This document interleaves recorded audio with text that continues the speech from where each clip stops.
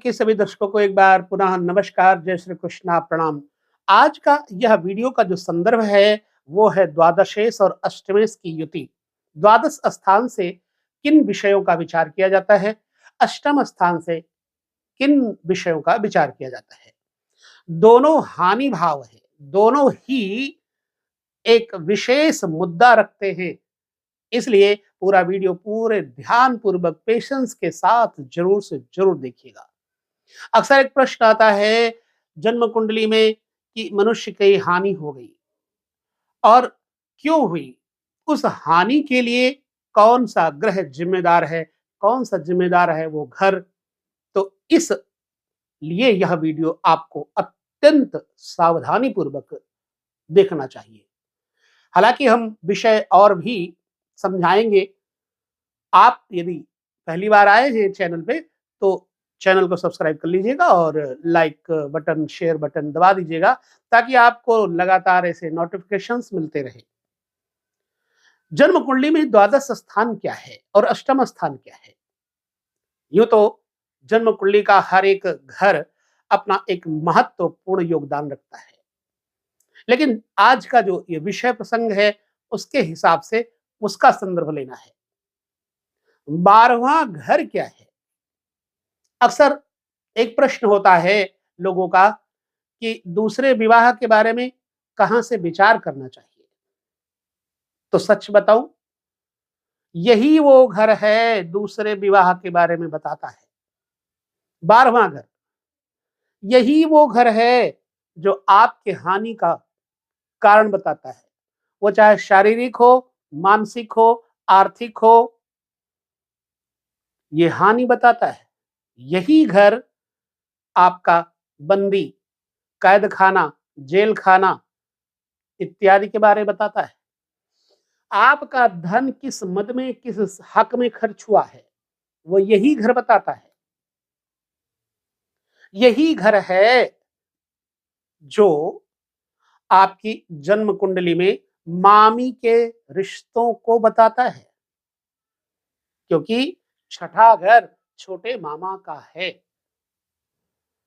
और ठीक 12वां घर मामी के रिश्तों का है। कई बार जातक के घर से कई ऐसे प्रश्न करने वाले आते हैं कि क्या ऐसा तो नहीं है कि मामी के साथ नाजायज संबंध है। यही घर है जिससे आपको पता चलता है नाजायज संबंधों का। 12वां घर जो है वो विशेष रूप से व्यय का है और एक अष्टम स्थान का स्वामी, चूंकि अष्टमेश के ऊपर चर्चा हम कर रहे हैं, अष्टम भाव मारक स्थान का स्वामी होने के नाते जब एक हानि और एक मारक दोनों एक जगह मिल जाएंगे तो या तो एक नए सिरे से मकान ढह करके बनेगा या फिर बना बनाया मकान ढह जाएगा। नए सिरे से तब बनेगा जब अष्टमेश द्वादशेश पर षष्ठेश की भी युति हो जाए, तब राजयोग इत्यादि बन जाते हैं। तो अगर अष्टमेश का द्वादश भाव के साथ संयोग बन गया या युति या दृग योग, मतलब अगर एक जगह बैठ जाए दोनों द्वादशेश और अष्टमेश, मान लो द्वादशेश और अष्टमेश ये दोनों युत होकर के भाग्य भाव में बैठ गए। अब भाग्य भाव में दोनों बैठेंगे तो एक तो खर्चा करवाएगा, दूसरा शारीरिक व्याधि देगा। एक व्यय करवाएगा, दूसरा शारीरिक व्याधि देगा। एक कलंक देगा और दूसरा उसको सत्य साबित करेगा। द्वादश भाव कलंक का भी है। द्वादश भाव पिता से तीसरे स्थान चाचा का है। पिता का घर 10वां है, तीसरा स्थान 10वें से जो 12वां है वो तीसरा है, तो चाचा का है। चाचा के संबंधों में कितनी मजबूती रहेगी ये 12वां घर बताएगा। यदि 12वें घर के साथ अष्टमेश कहीं युत होगा तो पहली बात, चाचा प्रायः होंगे नहीं। यदि चाचा होते भी हैं तो चाचा के संबंधों से हानि होगी, लाभ नहीं होगा। दूसरा, यदि अष्टमेश 12वें घर के साथ युति करेंगे तो ननिहाल पक्ष में मामा या तो कुंवारे रहेंगे या तो फिर ऐसे जातक का यदि सप्तमेश भी कहीं द्वादश के साथ में जुड़ जाए, अष्टमेश और द्वादशेश के साथ जुड़ जाए, तो फिर मामी के साथ नकारात्मक संबंध, नाजायज संबंध भी जोड़ देता है। अष्टमेश और द्वादशेश एक जगह बैठ जाए तो जातक के जीवन का जो वैवाहिक स्तर है वो डाउन कर देता है। जब अष्टमेश द्वादशेश के साथ युत होगा तो ऐसा जातक एक चीज और है कि अनुसंधान में भी व्यय करता है। मकान बनाया, गिराया, कई बार बनाया, कई बार गिराया, व्यय हुआ, खर्च हुआ, या फिर किसी ना किसी कोर्ट कचहरी के कारण मकान गैर हक में आया और गवर्नमेंट ने इसको गिरवाया, फिर बनवाया, ये भी होता है। इसलिए अष्टमेश और द्वादशेश अगर एक जगह होंगे किसी घर को तो वो नुकसान में ले जाएंगे। मान लो अष्टमेश अष्टम भाव का स्वामी और द्वादश भाव का स्वामी लग्न में आ जाए तो ऐसे जातक को पहली बात तो विदेश प्रवास में रहना पड़ेगा, या फिर वो अपने ही घर में रह करके नजरबंद रहेगा, विदेश की तरह एकांतवासी होगा। अष्टमेश द्वादशेश धन स्थान पे बैठ जाए तो ऐसी अवस्था में जातक अपने कुटुंबियों से परेशान होगा, अपने परिवार से, अपने वाणी से, धन से परेशान होगा। अष्टमेश द्वादशेश अगर भाई बंधुओं के घर में बैठ जाए तो जातक अपने छोटे भाई बहनों के कारण परेशान होगा, खर्च ज्यादा होगा। इसी तरह से अष्टमेश द्वादशेश का जहां पर भी तालमेल बनेगा वहां पर नुकसान होगा। द्वादशेश चूंकि व्यय का कारण बताता है, अतः द्वादश स्थान क्षरण है, क्षय है, वीर हानि है, बल की हानि है। अतः जब जन्म कुंडली में द्वादश स्थान और अष्टम स्थान दोनों युत हो जाएं तो ऐसी स्थिति में जातक के दो कारक, दो घरों के कारक एक ही बन जाएंगे, शनि।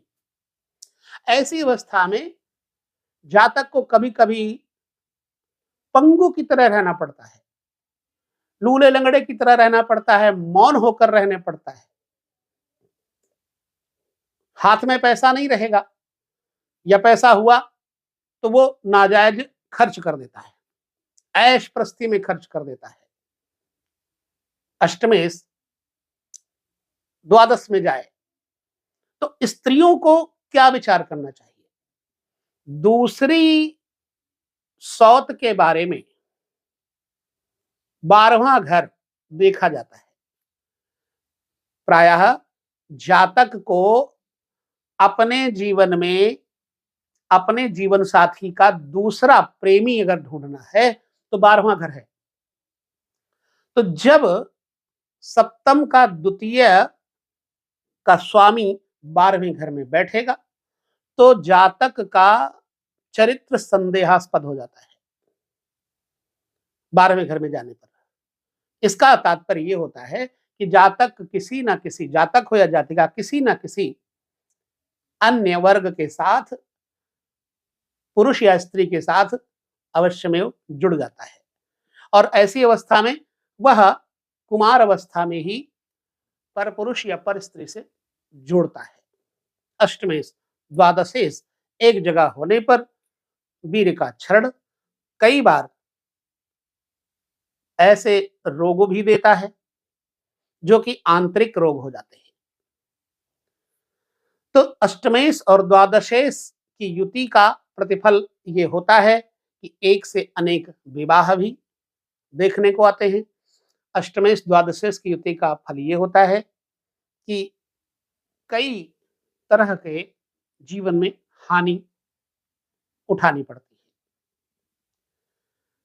मेरे कई भाई बहनों का ऐसा प्रश्न आया कि क्या दूसरे विवाह के लिए कौन सा घर देखा जाए, तो मैं आपको बता दूं, दूसरे विवाह के लिए 12वां घर देखना होता है। सौत के बारे में विचार करना है तो 12वां घर देखना पड़ता है। तीसरे विवाह के बारे में 12वें से छठा यानी 5वां घर देखना पड़ता है। इसी प्रकार चौथे के बारे में विचार करना हो तो 5वें से छठा विचार करना पड़ता है।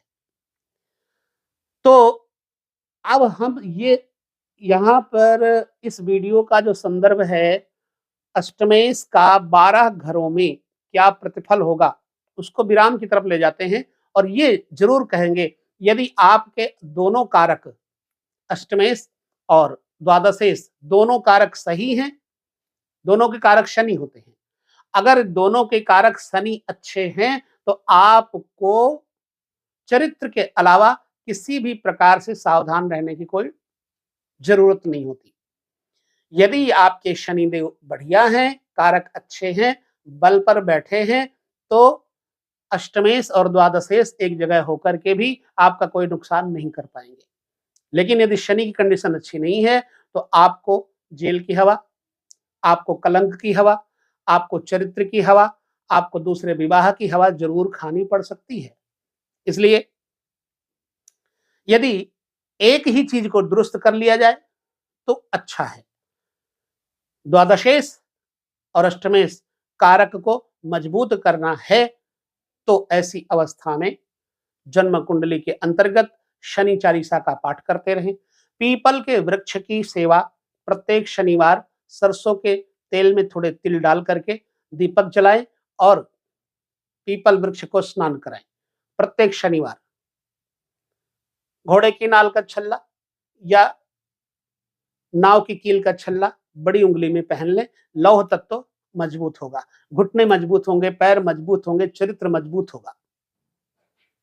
यदि द्वादशेश आपका अष्टमेश के साथ युति कर रहा है तो साल भर में 2 बार यज्ञ अवश्य करें घर में, और गरीबों को लंगर में जाकर के चने रोटी या पूरी छोले इत्यादि जरूर खिलाएं। अचार जितना हो सके बांटें। इससे आपका द्वादशेश अष्टमेश आपको बहुत हानि नहीं पहुंचा पाएगा। यदि जन्म कुंडली में अष्टमेश और द्वादशेश की युति किसी घर में है और उस घर का नुकसान आपको हो रहा है, जैसे मैंने कहा, तो हमें आप जरूर कमेंट करके बताएं, फिर हम आपको उसका उपाय बताने का प्रयास करेंगे, समय देने का प्रयास करेंगे। वीडियो लंबा हो रहा है इसलिए हम यहाँ पर विराम देंगे। अगले वीडियो में पुनः चर्चा करेंगे द्वादशेश की, लग्नेश से लेकर 12 घरों तक। तब तक आप सब लोग सुखी रहें, मस्त रहें, प्रसन्न रहें। जीवन की खुशहाली में हमेशा ईश्वर को स्मरण करके बढ़ोतरी की जा सकती है, दूसरा और कोई मार्ग नहीं है। इसलिए हमेशा ईश्वर का स्मरण करें, गुरु की शरण में रहें। नमस्कार, जय श्री कृष्ण, प्रणाम।